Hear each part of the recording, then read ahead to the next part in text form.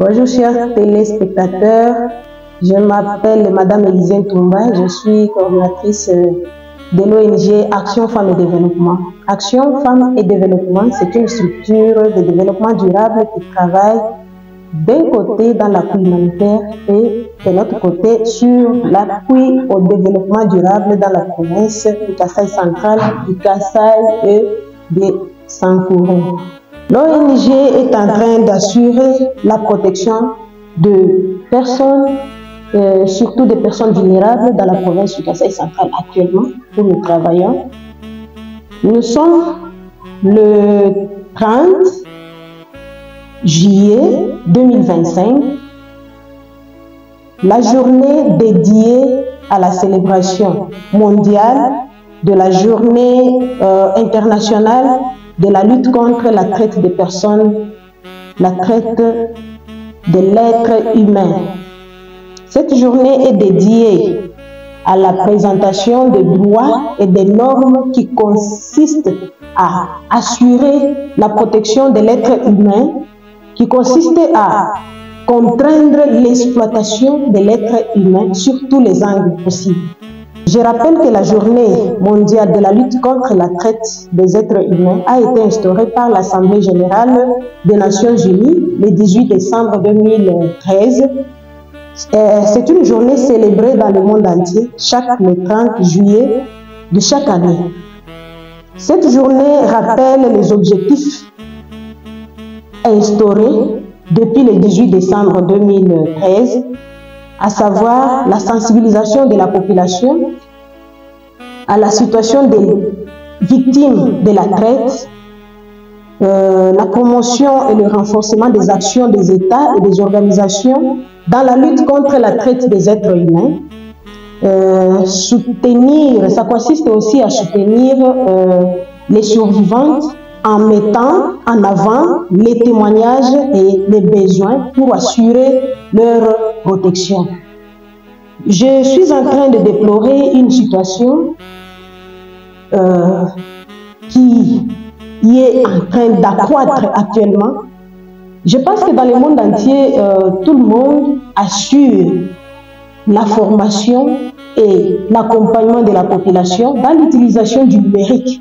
Mais il y a déjà un groupe, un réseau de malfaiteurs, un réseau de trafiquants numériques qui sont en train de pirater les comptes, pirater les adresses mail, pirater les comptes WhatsApp. Actuellement, moi-même je suis victime. Mon ancien compte WhatsApp n'est plus opérationnel, ça a été piraté. Et on se demande, mais où allons-nous? Où est-ce que nous sommes en train d'aller avec cette exploitation? Ça, c'est une exploitation, on nous exploite nous aussi, mais juste là, il n'y a pas de preuves, il n'y a pas de sanctions. Juste là, nous n'arrivons pas à découvrir qui sont ces trafiquants.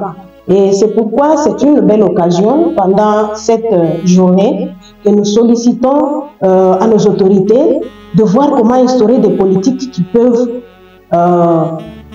sanctionner des actes pareils, instauration de certaines politiques, certains mécanismes qui peuvent décourager les trafiquants, les exploitants numériques, voir comment sanctionner des personnes et d'abord commencer par des enquêtes pour découvrir qui en sont les auteurs. La traite des personnes humaines comprend 3 éléments. Nous avons, là il faut voir l'acte, nous voyons l'acte commis, nous voyons les moyens utilisés pour arriver à appeler cet acte-là que c'est la traite de la personne, de l'être humain. Il faut qu'on analyse d'abord ces 3 éléments. Lorsque nous voyons l'acte, nous analysons l'acte posé. Lorsque nous allons voir les moyens utilisés et lorsque nous allons analyser la raison pour laquelle l'acte a été commis, nous allons arriver à ce qu'on va appeler traite de l'être humain. Je reviens d'abord à l'usage domestique.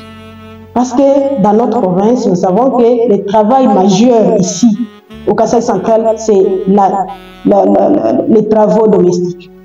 Nous engageons des domestiques, mais nous n'arrivons pas à mieux les protéger.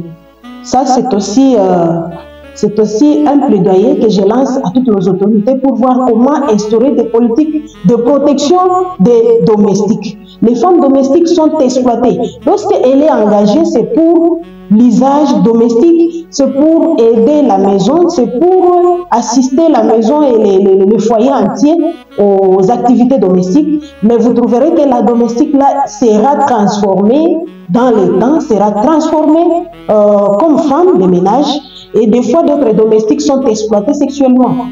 Et il n'y a pas de droit de prévention. Jusqu'à ce niveau-là, je suis en train de demander aussi à nos autorités de voir comment nous pouvons arriver à contraindre cette situation.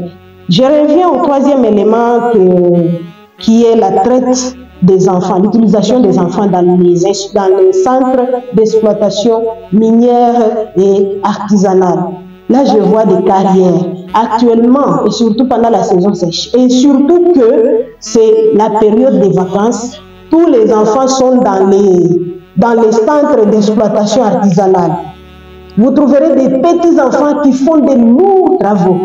Des petits enfants qui sont exposés à transporter des pierres, des moellons, des briques à des quantités insupportables. Mais je me demande, lorsque l'enfant, à cet âge, un enfant de 6 ans, 7 ans, arrive à transporter un gros moellon, vous savez, son cerveau sera détérioré avec le temps. Qu'est-ce qu'il ira faire à l'école? Parce qu'il est déjà traumatisé physiquement et même moralement et psychologiquement. Donc, je suis en train de demander à notre gouvernement et surtout aux autorités